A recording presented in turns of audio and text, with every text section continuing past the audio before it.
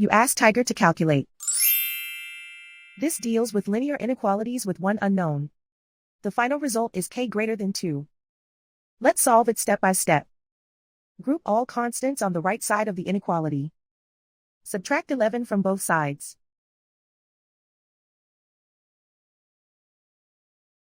Simplify the arithmetic.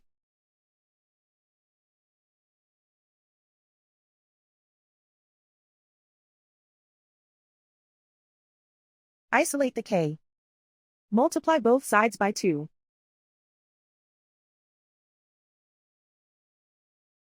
Group like terms.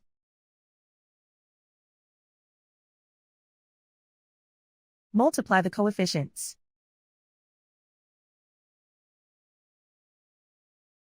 Simplify the fraction.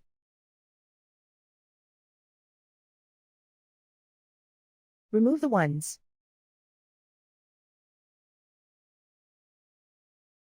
Plot the solution on a coordinate grid. And so the final result is k greater than 2.